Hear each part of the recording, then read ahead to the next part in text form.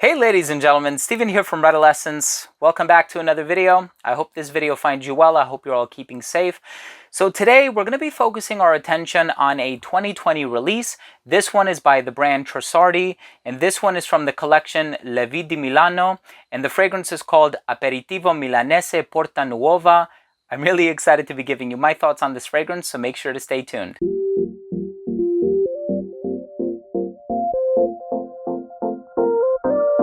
Now, before I begin my fragrance review of this Trussardi perfume that was released in 2020 and I tell you all about it, what it smells like, how long it lasts, how it performs, does it remind me of anything else, I do want to mention that if you are a fan of fragrance-related content, if you like fragrance reviews here on YouTube, but also top 10 videos, giveaways, unboxings, and more, please do consider supporting this channel by subscribing to it. And of course, if you can give this video a thumbs up, it would really mean a lot to me. And so there are actually a few different fragrances within the Le Vie Di Milano collection.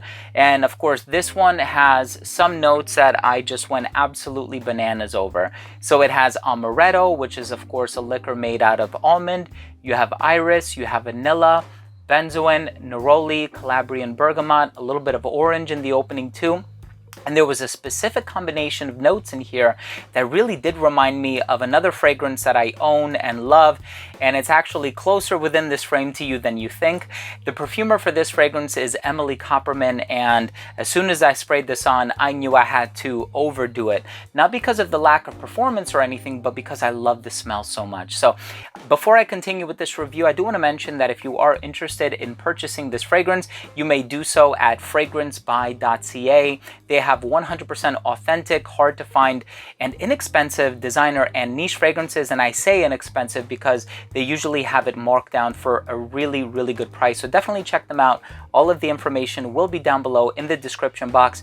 It's not an affiliate link, but it's something that you can access very quickly if you are interested in discovering this fragrance, learning a little bit more about it.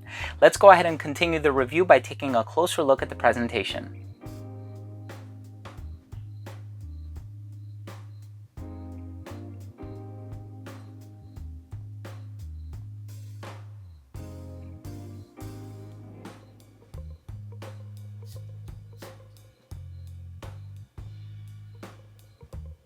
So as soon as you spray this fragrance on, you are going to get this note of iris. Now, iris has a few different personalities as I've encountered them in perfumes.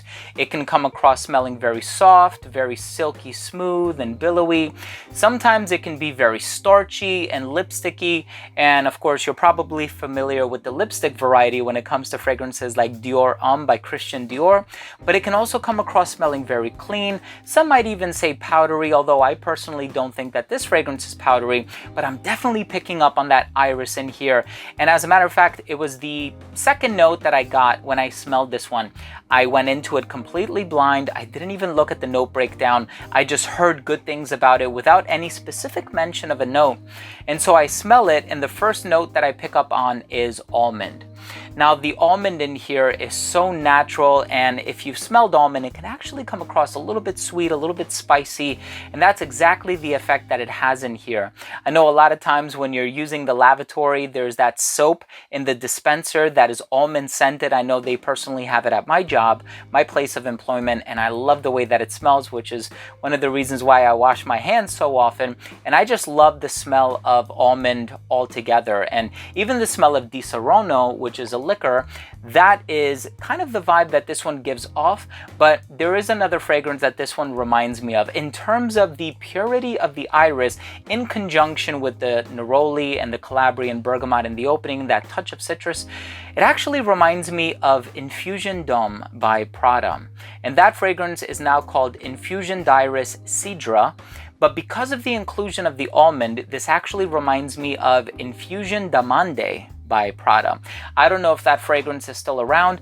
I personally never owned it. I told myself I was going to get it because that was actually released subsequent to the original Infusion D'Homme. And then of course I have Infusion de Vetiver, Infusion d'Iris, Infusion de Tuberose, I think is another one that my mother owns, but I've also worn it on a number of occasions. And so I have a lot of fragrances from the Infusion collection, and Amande is one that I told myself I was going to purchase, never did. Now there's no need to, because I have this fragrance and it gives off a very similar vibe. Now, because, excuse me, I don't own Infusion Diamante, I can't really do a side-by-side of the two, and I was hoping to be able to do that, but from what I remember, it really smells similar to it. So you have the almond, and then as you give this fragrance a chance to really warm up on your skin, you're gonna get nuances of vanilla and benzoin. So you have those warm exotic resins coming through. The vanilla is very mild, very mild. Do not purchase this fragrance for the vanilla. It's really mostly iris that you're gonna get. You're gonna get about 70% iris, 20% almond.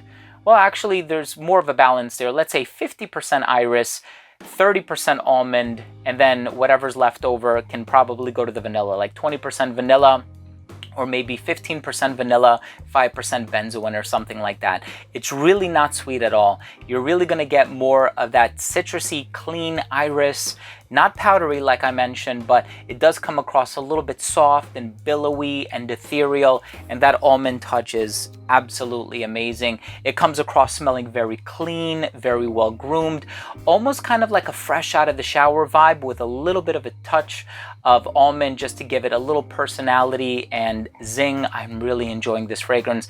I've worn this on a number of occasions already, and this is one that I kind of wish I discovered a little bit sooner because, like I said, Emily Copperman, the perfumer, composed this fragrance in 2020, so I could have potentially worn it a lot in the springtime this year, but I can see myself wearing this a lot in the spring of 2022.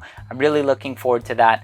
Let's go ahead and finish things off with my overall assessment. So first up, in terms of the uniqueness and the overall smell, so it does kind of remind me of Infusion Diamante by Prada, but nevertheless, I think the overall smell is awesome.